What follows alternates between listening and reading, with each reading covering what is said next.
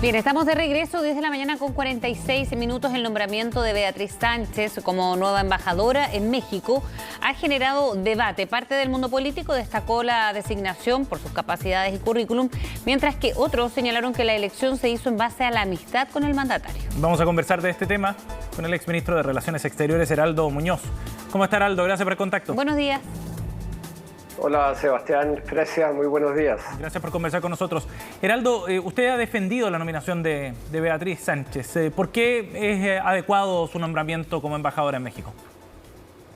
Bueno, en este caso no creo que se trate de un premio de consuelo, porque no ha perdido ninguna elección, ni de amiguismo, porque si bien es una persona cercana, no es alguien de su círculo más íntimo. Y se trata de una dirigente política de largo recorrido público, ha sido candidata presidencial, nada menos, y estuvo en la Convención Constitucional, entre otras cosas, fuera de su carrera anterior como periodista. De modo que tiene los méritos en términos de la capacidad política para desempeñar un cargo de esta naturaleza. Si bien es cierto que no tiene una trayectoria en política exterior o en diplomacia, sí tiene la capacidad política que le da estos años de ejercer cargos de naturaleza pública, y eso es muy importante en México, porque México es un país donde se valora la cercanía y la confianza que tenga el enviado, o en este caso la enviada presidencial, al propio presidente de la República. Bueno, ese punto es bien importante, porque nos lleva a la discusión respecto a cuáles son las características, el perfil que se requiere para un cargo de esta naturaleza. Cuéntenos un poco sobre eso, ¿no? Porque usted menciona que efectivamente Beatriz Sánchez no tiene experiencia en materia de relaciones exteriores, no forma ni ha pasado tampoco por la Academia Diplomática, por ejemplo, como han planteado algunos críticos.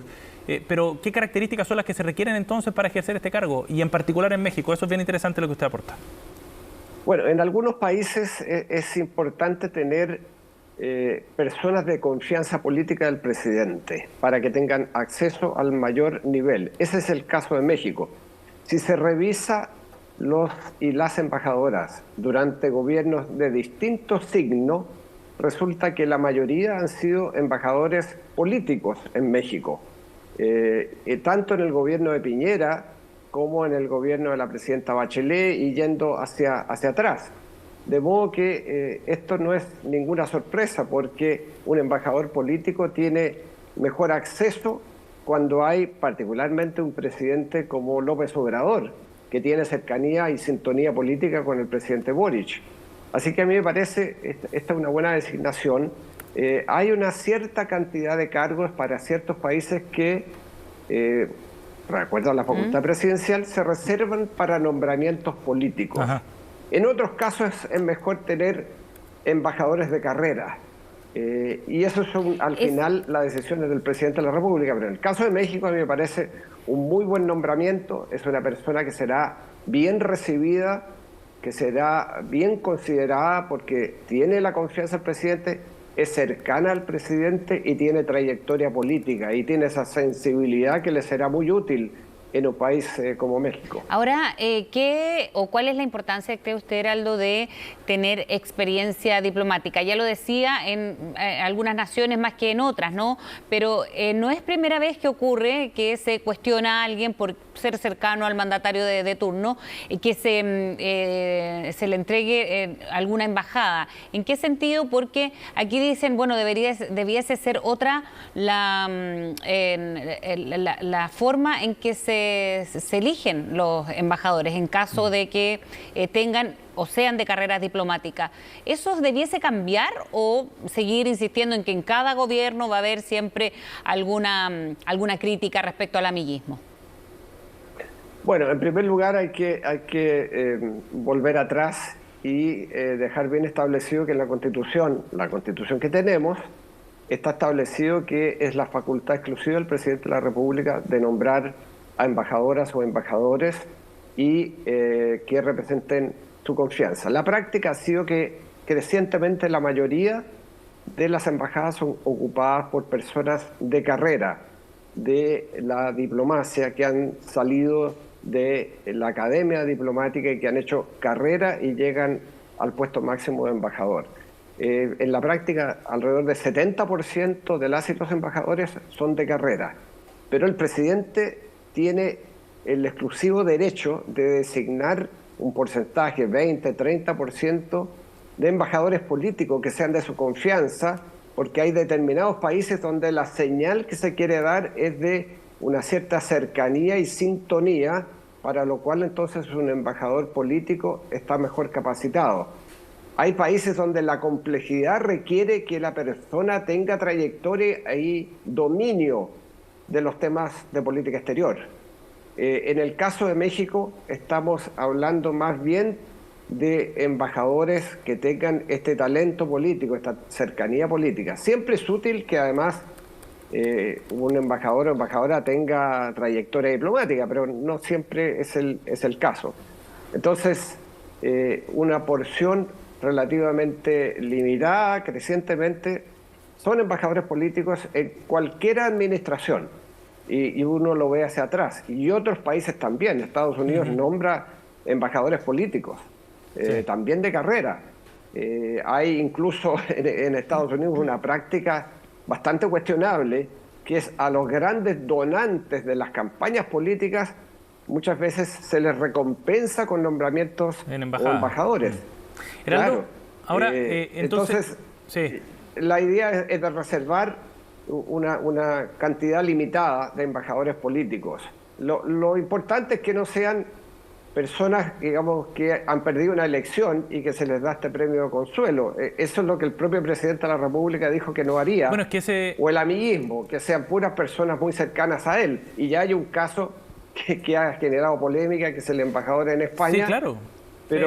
Pero fue no tanto por el amiguismo, sino que por sus declaraciones desafortunadas. Pero es que ese punto es bien interesante, Heraldo, porque de alguna manera lo que se había entendido con la declaración del presidente en campaña, cuando dice no más pitutos al momento de nombrar embajadores, era generar quizás una falsa expectativa respecto a un sistema que requiere de un espacio de discrecionalidad, como decía usted, para el presidente, para que nombre a gente de su entera y exclusiva confianza.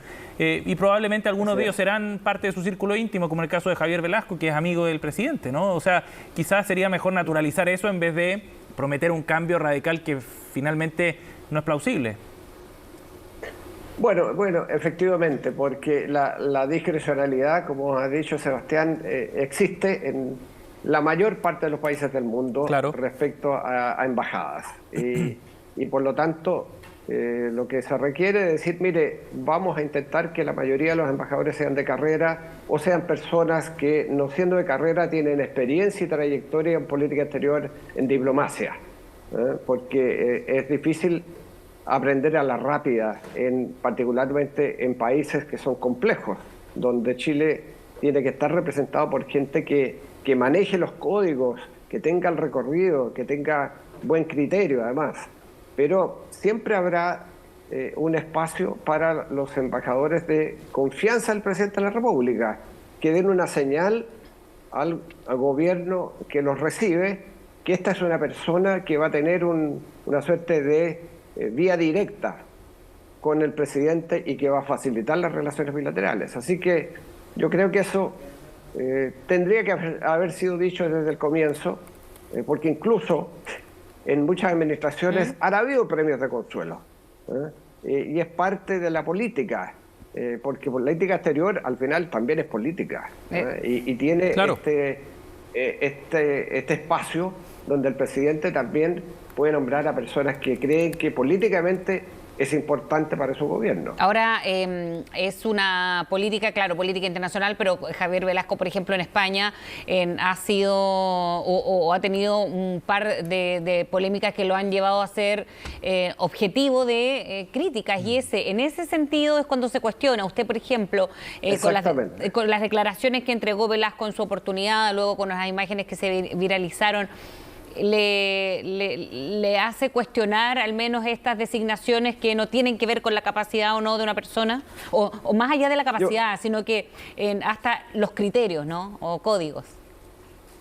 Bueno, yo creo, Frecia, que tú apuntas en la dirección correcta, y es lo siguiente: cuando hay descriterio y declaraciones infundadas es cuando entonces se mira al embajador y se dice, bueno, resulta que este embajador es un amigo íntimo del presidente de la República. Y ahí entonces entra el cuestionamiento.